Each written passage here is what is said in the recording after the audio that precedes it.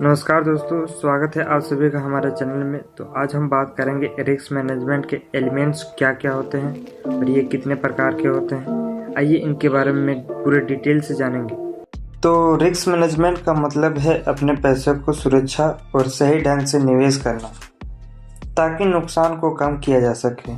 Trading में risk management का बहुत बड़ा रोल होता है क्योंकि मार्केट में लगातार उतार चढ़ाव होते रहता है और अगर रिस्क को ठीक ढंग से मैनेज नहीं किया गया तो ये बड़ा नुकसान हो सकता है।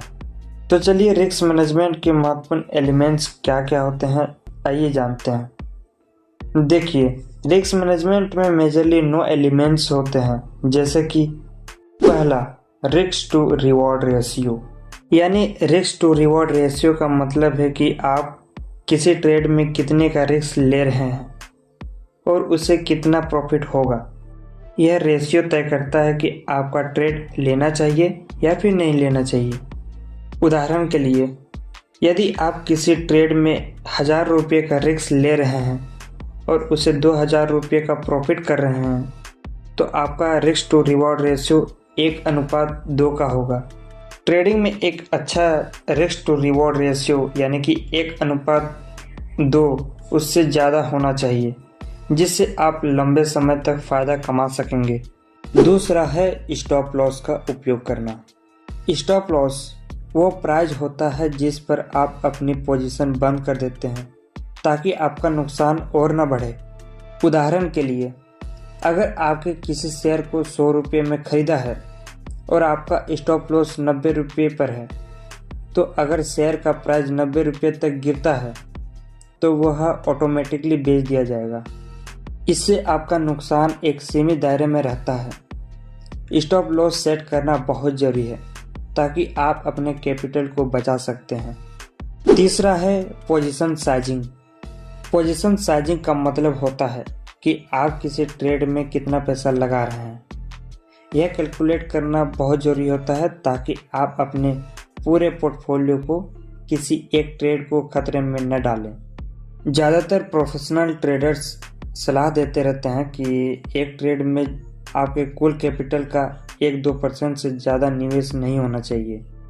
इससे अगर उस ट्रेड में नुकसान भी हो जाए तो आपके कुल कैपिटल में बहुत ज़्यादा असर नहीं पड़ेगा। चौथा है डाइवर्सिफिकेशन। डाइवर्सिफिकेशन का मतलब है कि अपने पूरे पैसे को अलग अलग जगहों पर लगाना ताकि अगर एक जगह नुकसान हो जाए तो दूसरी जगह से उससे मुनाफा हो सके। इसे ऐसे समझें कि अगर आपके पास 10 लाख रुपये है तो आप उसे अलग अलग सेक्टर्स या एसेट क्लास में निवेश करें, जैसे stocks, bonds, mutual funds, gold और सब में भी निवेश करें। इससे रिस्क को बैलेंस करने में मदद मिलती है और पोर्टफोलियो को कोई और ट्रेड या इन्वेस्टमेंट को पूरी तरह असर नहीं डालती। पांचवा है मार्केट की वोलाटिलिटी को समझना। वोलाटिलिटी का मतलब होता है मार्केट में उतार चढ़ाव। अगर मार्केट बहुत ज़्यादा वोलाटाइल है तो रिस्क भी उतना ही ज़्यादा होता है। ट्रेडिंग करने से पहले आपको यह समझना चाहिए कि उस समय मार्केट कितना वोलाटाइल है। अगर मार्केट ज़्यादा अस्थिर है तो बड़े ट्रेड लेने से बचें और स्टॉप लॉस को टाइट रखें। वोलेटिलिटी के समय सही प्लानिंग और रिस्क मैनेजमेंट से आप अपने नुकसान को कम कर सकते हैं।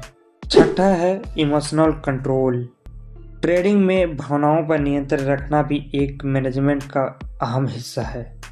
कई बार ट्रेडर्स मार्केट में उतार चढ़ाव देखकर घबरा जाते हैं और भावनात्मक फैसले ले लेते हैं, जिससे नुकसान होने की संभावना बढ़ जाती है। इसमें लालच, डर और जल्दबाजी में लिए गए फैसले नुकसानदायक होते हैं। इसलिए रिस्क मैनेजमेंट का एक महत्वपूर्ण हिस्सा यह भी है कि आप अपने इमोशन को कंट्रोल में रखें और अपने प्लान के अनुसार ही ट्रेड करें।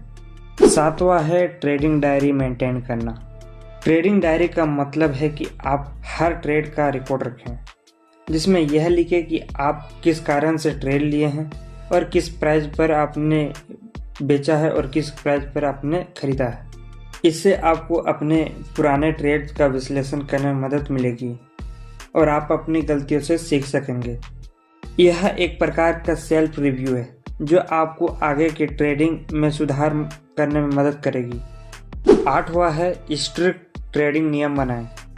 इसमें आपको सख्त नियम बनाना पड़ता है जो कि उनका पालन करना भी रिस्क मैनेजमेंट का हिस्सा है।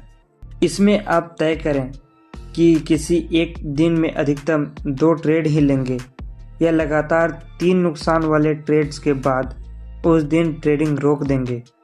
इससे आप ज़्यादा नुकसान होने से बच सकते हैं और आपके ट्रेड डिसिप्लिन में रहते हैं। और 9th है फंडामेंटल एनालिसिस और टेक्निकल एनालिसिस। फंडामेंटल एनालिसिस और टेक्निकल एनालिसिस के जरिए आप ट्रेडिंग में बेहतर निर्णय ले सकते हैं। फंडामेंटल एनालिसिस से आप समझ सकते हैं कि किसी कंपनी की वास्तविक स्थिति कैसी है, जबकि टेक्निकल एनालिसिस से आप शेयर के चार्ट्स और पैटर्न के जरिए भावी मूवमेंट का अंदाजा लगा सकते हैं। इससे आप एक इन्फॉर्म निर्णय ले सकते हैं जिससे रिस्क को मैनेज करने में मदद करेगी। तो दोस्तों, आई होप कि ये जानकारी आपको पसंद आई है। पसंद आई तो वीडियो को लाइक, चैनल को सब्सक्राइब और कमेंट ज़रूर कीजिए। आपके मन में कोई भी डाउट हो तो आप कमेंट बॉक्स में जाके आप कमेंट कर सकते हैं। मिलते हैं नेक्स्ट वीडियो में नेक्स्ट टॉपिक के साथ। तब तक के लिए धन्यवाद।